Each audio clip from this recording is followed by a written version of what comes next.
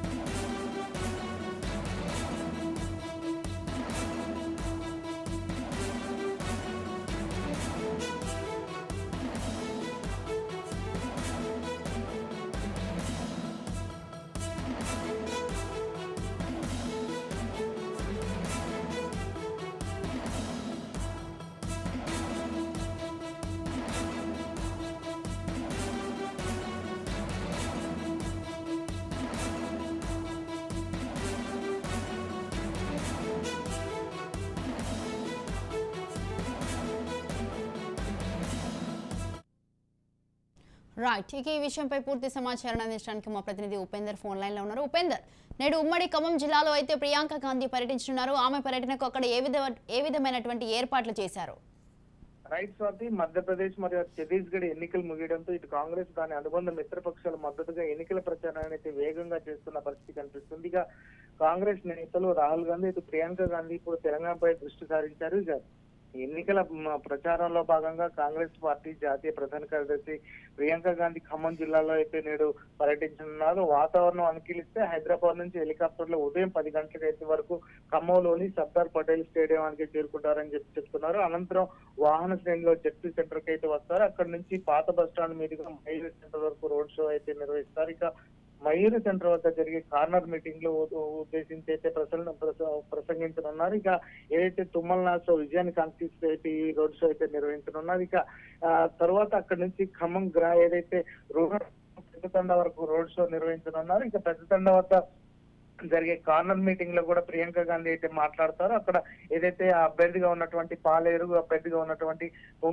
పొంగులేటి శ్రీనివాస్ రెడ్డిని విజయాన్ని కాంక్షిస్తూ అయితే ఆమె అక్కడ ప్రసంగం అయితే చేయనున్నారు. అనంతరం ఇంకా బైపాస్ రోడ్డు మీదుగా ఖమ్మం సర్దార్ పటేల్ చేరుకుంటారని చెప్తున్నారు. అక్కడ నుంచి హెలికాప్టర్ లో సత్తుపల్లి నియోజకవర్గం కల్లూరుకు చేరుకుంటారు. అక్కడ మధ్యాహ్నం 1 గంటకు అయితే వెళ్ళనున్నారు. ఇక కల్లూరు షుగర్ ఫ్యాక్టరీ నుంచి అంబేద్కర్ సెంటర్ వరకు అయితే రోడ్ షో నిర్వహించి కార్నర్ మీటింగ్ లో అయితే ఆమె ప్రసంగించనున్నారు. ఇక తర్వాత ఏదైతే షుగర్ ఫ్యాక్టరీ వద్ద ఏర్పాటు చేసిన హెలిప్యాడ్ లో చేరుకొని హెలికాప్టర్ లో మధిర నియోజకవర్గంలోని మధ్యాహ్నం 3 గంటలకు అయితే చేరుకుంటారని చెప్పేసి చెప్తున్నారు. అనంతరం మధిరలో జరిగే విజయబేరి సభలో ఆమె ప్రసంగించనున్నారు.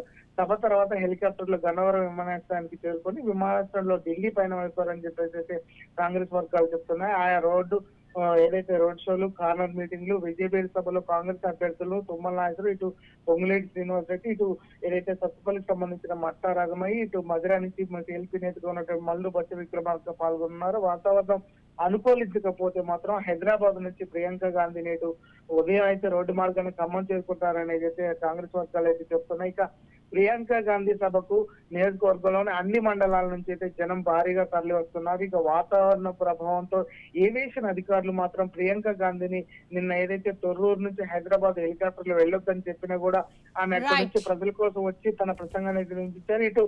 ఇప్పుడు ఖమ్మంలో కూడా వాతావరణం అనుకూలిస్తుందా లేదా అని చెప్పేసి కొంత అయితే ఏవియేషన్ అధికారుల నుంచి అయితే నిర్ధారణ కావాల్సి ఉంది. కొద్దిసేపట్లో ఆ విషయం కూడా మనకైతే అయ్యే అవకాశం ఉంది. ఇక 2018 ఎన్నికల్లో ఉమ్మడి ఖమ్మం జిల్లాలో అన్ని సెగ్మెంట్ లో కూడా కాంగ్రెస్ అత్యధిక సీట్లు సాధించినప్పటికీ అక్కడ ఉన్నటువంటి ఎమ్మెల్యే అంతా గులాబీ గూటి చేరడంతో హస్తం కొంత ఢీలా పడింది. అయితే ఈ ఎన్నికల్లో బలమైన అభ్యర్థులను దింపి సక్సెస్ అయ్యి కాంగ్రెస్ పార్టీ శ్రేణులు పునరుద్ధరణ చేసేలా అగ్రనాయకులు రప్పిస్తూ ఈ భారీ బహిరంగ సభలు, కార్నర్ మీటింగ్లు అయితే ప్లాన్ చేస్తున్నారు. ఇప్పటికే వీరందరిలో కూడా నయా జోష్ నింపించేందుకైతే ప్రియాంక గాంధీ రంపిస్తున్నారని చెప్పేసి అయితే ఒక కాంగ్రెస్ వర్గాలు, అటు రాజకీయ వర్గాలు అయితే భావిస్తున్నాయి.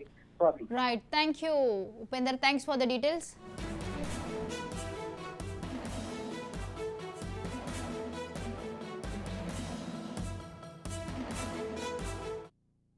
ప్రచారంలో భాగంగా నేడు తెలంగాణలో రాహుల్ గాంధీ పర్యటించనున్నారు. ఆదిలాబాద్, నిజామాబాద్, కరీంనగర్ జిల్లాలో రాహుల్ గాంధీ కాంగ్రెస్ ప్రచారం కొనసాగించనున్నారు.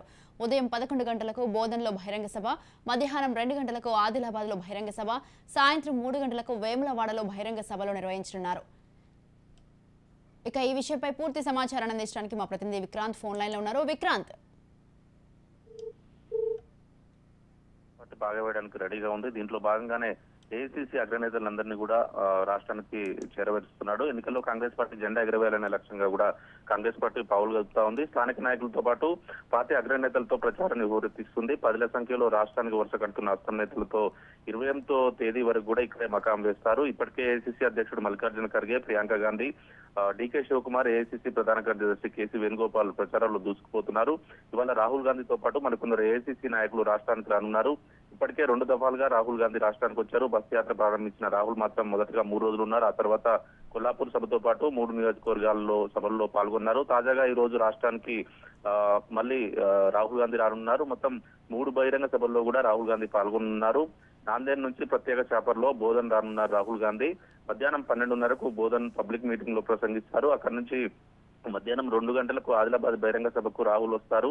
ఆదిలాబాద్ ముగించుకొని సాయంత్రం 4 గంటలకు వేములవాడ బహిరంగ సభలో పాల్గొని ప్రసంగిస్తారు. వేములవాడ నుంచి చాపర్లో బేగంపేట రానున్నారు. రేపటి రాహుల్ షెడ్యూల్ అనేది ఇంకా ఖరారు కాలేదు. మధ్యాహ్నం వరకు ఒక క్లారిటీ వచ్చే అవకాశం ఉంది. రాత్రికి హైదరాబాద్ లోనే ఉంటారా, తిరిగి ఢిల్లీ వెళ్తారా అని మాత్రం తెలియాల్సి ఉంది. హైదరాబాద్ వచ్చిన ఏఐసీసీ అధ్యక్షుడు మల్లికార్జున ఖర్గే కూడా ఇప్పటికే నిన్న ఎల్బీనగర్ నియోజకవర్గంలో మదియాష్కి మద్దతుగా ప్రచారం చేశారు. కర్ణాటక ఉప ముఖ్యమంత్రి డీకే శివకుమార్ కూడా నగరంలోని పలు నియోజకవర్గాల్లో రోడ్ షోలు, కార్నర్ షోలు లో పాల్గొంటున్నారు. తెలంగాణకు వస్తున్న కాంగ్రెస్ అగ్రనేతలు మాత్రం 28వ తేదీ వరకు కూడా ప్రచారంలో పాల్గొంటారు. ఛత్తీస్గఢ్ ముఖ్యమంత్రి భూపేష్ బఘేల్ తో పాటు కర్ణాటక ముఖ్యమంత్రి సిద్ధరామయ్యతో పాటు 5 దక్షిణాది రాష్ట్రాల అగ్రనేతలు భారీ సంఖ్యలో కూడా రాష్ట్రానికి రానున్నారు. 28వ తేదీ వరకు ఇక్కడే మకాం వేసి అస్సాం అభ్యర్థుల గెలుపుకు మాత్రం కృషి చేయనున్నారు. Swathi. Right, thank you Vikrant, thanks for the details.